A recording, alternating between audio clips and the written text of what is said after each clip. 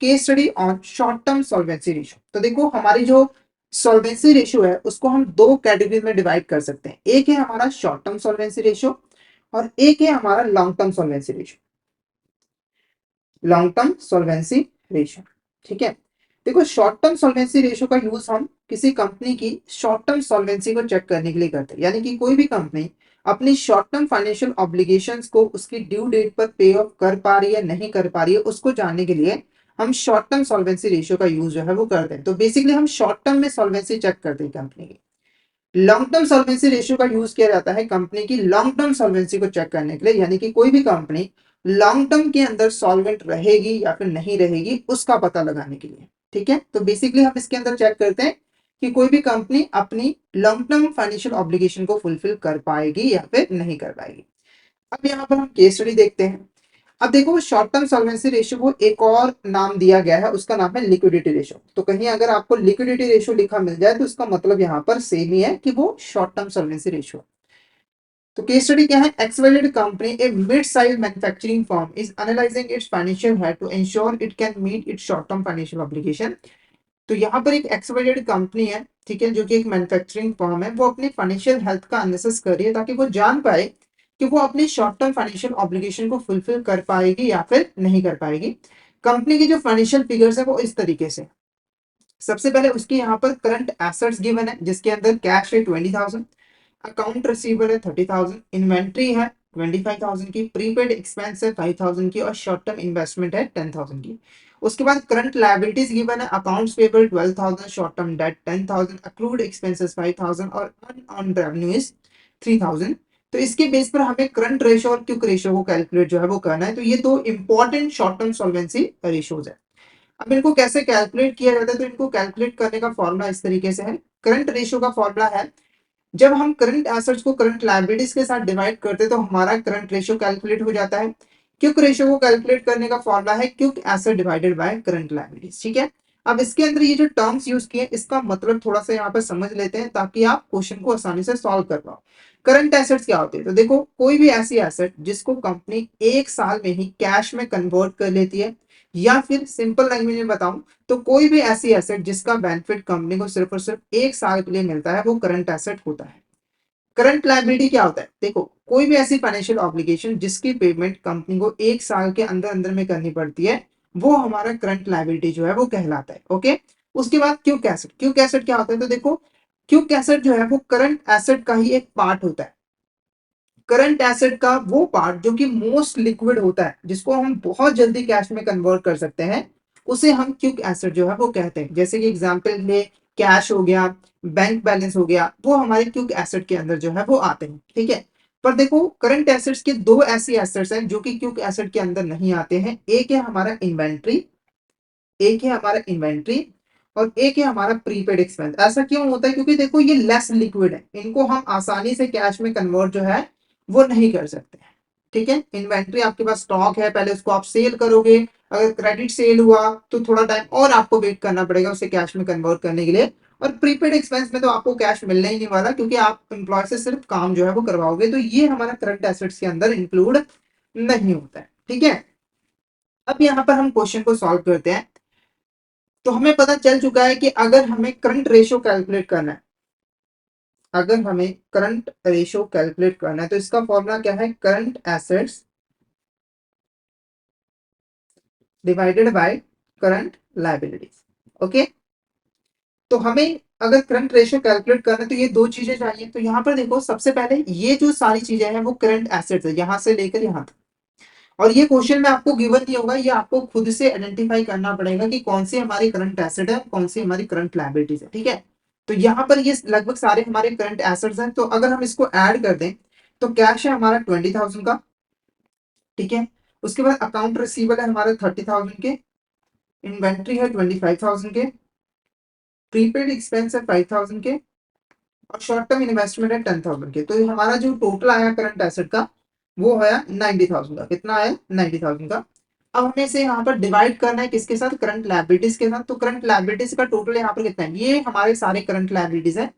तो accounts payable है हमारे 12,000 के, शॉर्ट टर्म डेट है हमारे 10,000 के, अक्रूड एक्सपेंसेस है 5,000 के, और अनअर्न्ड रेवेन्यू है 3000 के, ठीक है। तो ये हुआ हमारा टोटल 30,000 का।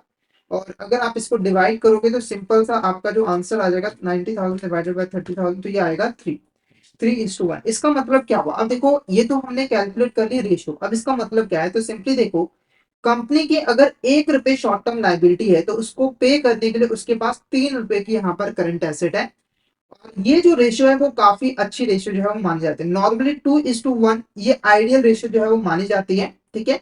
तो ये तो 3:1 है, तो ये काफी अच्छी रेशियो जो है वो मानी जाती है। अगर आप ही सोच के देखो, अगर आपको सिर्फ 1 रुपए पे करना है और आपकी जेब के अंदर 3 रुपए है, तो आप आसानी से अपने डेट को पे जो है वो कर पाओगे। अब बात करते हैं क्विक रेशियो की। ये तो हो गया हमारा करंट रेशियो। अब क्विक रेशियो कैसे कैलकुलेट होता है, क्विक रेशियो हमारा कैसे कैलकुलेट होता है, तो क्विक रेशियो को कैलकुलेट करने का हमारा फॉर्मूला होता है quick asset divided by current liabilities, ठीक है। ये हमारा फॉर्मूला होता है। अब देखो हमें क्विक एसेट कैसे कैलकुलेट करना है, तो देखो क्विक एसेट को कैलकुलेट करने का सिंपल सा फॉर्मूला होता है। आपकी जो करंट एसेट्स होती हैं, आपकी जो करंट एसेट्स होती हैं उसमें से एक तो इन्वेंट्री को माइनस कर दो, एक तो इन्वेंट्री को माइनस कर दो, और एक यहाँ पर प्रीपेड एक्सपेंस को माइनस कर दो। क्योंकि मैंने आपको पहले ही बताया कि क्विक एसेट के अंदर इन्वेंट्री और प्रीपेड एक्सपेंस नहीं आते हैं। इसके अलावा जितने भी करंट एसेट्स होते हैं वो हमारे क्विक एसेट ही होते हैं, ठीक है। तो करंट एसेट हमने कैलकुलेट किया था 90,000 का, उसमें से आपको माइनस करना है इन्वेंट्री जो कि है 25,000 का, और उसके बाद प्रीपेड एक्सपेंस जो कि 5,000 का। तो क्विक एसेट आपका सीधा सीधा कितना आ जाएगा, यहाँ पर हमारा 60,000 जो है वो आ जाएगा, 60,000 आ जाएगा। तो 60,000 डिवाइडेड बाय 30,000, ठीक है। यहाँ पे लिख देते हैं 60,000 डिवाइडेड बाय 30,000, ठीक है। तो अगर आप इसको सॉल्व करो तो ये आएगा 2:1, 2:1। और अगर आपको किसी कंपनी की शॉर्ट टर्म सॉल्वेंसी को जानना हो तो क्विक रेशियो ज्यादा अच्छा होता है करंट रेशियो से के मुकाबले। क्विक रेशियो ज्यादा अच्छा रहता है क्योंकि ये आपको ना एग्जैक्ट पोजीशन बताता है। क्योंकि हो सकता है करंट एसेट्स के अंदर कुछ ऐसे एसेट्स हो जो कि इलिक्विड हो, मतलब कि वो कैश में जल्दी कन्वर्ट हम ना कर पाए, जिससे हमें डिफिकल्टी हो कैश को पे करने में, फाइनेंशियल ऑब्लिगेशन को पे करने में। पर क्योंकि एसेट बहुत जल्दी कैश में कन्वर्ट हो जाते हैं तो ये रेशियो ज्यादा अच्छा जो है वो माना जाता है। तो हमारा जो करेक्ट आंसर रहेगा वो रहेगा ऑप्शन बी। तो ये काफी इंपॉर्टेंट यहाँ पर केस स्टडी थी जिसके हेल्प से हमने करंट रेशियो और क्विक रेशियो को अच्छे तरीके से समझ लिया। ओके, हम नेक्स्ट एक और केस स्टडी देखते हैं। तो यहाँ पर हमारे पास क्या गिवन है, XYZ company a mid size manufacturing firm is analysing its financial health to insure it can meet its short term financial obligation. The company has provided the following information for the fiscal period, ठीक है। तो यहाँ पर हमारे पास cash given है 40,000 के, account receivable है 80,000 के, इन्वेंट्री गिवन है 50,000 के, और हमारे यहाँ पर शॉर्ट टर्म इन्वेस्टमेंट है 60,000 के, इन्वेंट्रीज गिवन है 50,000 के, और प्रीपेड एक्सपेंस गिवन है 20,000 के। और हमारे पास यहाँ पर करंट रेशियो गिवन है। अब इससे हमें क्या कैलकुलेट करना है, तो इससे हमें करंट लायबिलिटीज भी कैलकुलेट करनी है और क्विक रेशियो भी यहाँ पर कैलकुलेट जो है वो करना है, ठीक है। तो क्वेश्चन थोड़ा सा यहाँ पर डिफरेंट है। अब इसको सॉल्व कैसे करना है, इसको यहाँ पर सॉल्व कैसे करना है, तो सबसे पहले देखो जब भी आपके पास ऐसा क्वेश्चन आए तो आपको ये चीज देखनी है कि आपके पास गिवन क्या है। तो आपके पास दो चीजें गिवन है, एक तो आपके पास करंट एसेट्स गिवन है और दूसरा आपके पास करंट रेशियो गिवन है। करंट रेशियो, जो करंट रेशियो है उसका फॉर्मूला क्या होता है, current asset divided by current liabilities, ठीक है। अब इससे ना हम आसानी से करंट लायबिलिटी कैलकुलेट कर सकते हैं सिंपल मैथमेटिक का यूज करके। करंट रेशियो हमारी क्या है 2:1, यानी कि इसको हम 2 डिवाइडेड बाय 1 लिख सकते हैं। करंट एसेट्स हमें यहाँ पर कैलकुलेट कर लेनी है। तो देखो हमारे पास कैश है 40,000 का,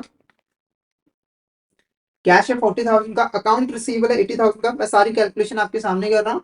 इन्वेंट्री है 50,000 का, आप भी साथ साथ यहाँ पर कीजिए कैलकुलेशन ताकि आप भी क्वेश्चन को सॉल्व कर पाओ। 60,000 की, फिर 50,000 की, और प्रीपेड एक्सपेंसेस 20,000 का। तो ये आपका आ गया current asset 3 lakh rupees, current assets आ गया 3 लाख रुपीज, ठीक है। उसके बाद करंट लायबिलिटी हमें पता नहीं, अब इसको सिंपली आप इधर ले आओ। तो to current liability is equal to हमारा हो जाएगा 3 लाख रुपए। अब आसानी से आप करंट लायबिलिटी कैलकुलेट कर सकते हो। Current liability is equal to 3 lakh divided by 2, तो ये कितना आ जाएगा 1,50,000, ठीक है। तो बहुत ही सिंपल मैथमेटिक का यूज करके अगर आपके बेसिक मैथमेटिक्स कंसेप्ट क्लियर है तो आप इन क्वेश्चन को सॉल्व जो है वो कर सकते हैं। ओके, तो यहाँ पर हमारा कितना आ गया 1,50,000। एक चीज तो हमने कैलकुलेट कर ली वो है करंट लायबिलिटी। अब हमें क्विक रेशियो कैलकुलेट करना है। देखो तो क्विक रेशियो के लिए हमें दो चीजें चाहिए। क्विक रेशियो के लिए हमें दो चीजें चाहिए, वो है एक तो क्विक एसेट चाहिए और एक हमें करंट लायबिलिटी चाहिए। ठीक है। करंट लायबिलिटी तो हमारे पास है, पर क्विक एसेट हमारे पास गिवन नहीं है, पर क्विक एसेट हमें कैलकुलेट करनी आती है। अगर आपके पास करंट एसेट्स हों तो आप आसानी से उसे क्विक एसेट कैलकुलेट कर सकते हो। तो करंट एसेट्स कितने, करंट एसेट्स माइनस इन्वेंट्री और आपका जो प्रीपेड एक्सपेंस है, ये प्रीपेड एक्सपेंस। ओके, तो करंट एक्सपेंस, करंट एसेट आपकी थी 3 लाख रुपए की, और उसमें से इन्वेंट्री को माइनस कर दो। इन्वेंट्री है आपकी 50,000 रुपए की, और जो प्रीपेड एक्सपेंस है वो है हमारा 20,000 रुपीज का। तो इसे आप माइनस कर दो तो आ जाएगा आपका आंसर 3 लाख माइनस 50,000 माइनस 20,000। ठीक है, तो ये आ जाएगा आपका 2,30,000 पे। तो आपका दोनों चीजें आ चुकी हैं, 2,30,000 रुपए, और इसे आपको डिवाइड करना है 1,50,000 रुपए से। तो आपका जो आंसर आ जाएगा वो आ जाएगा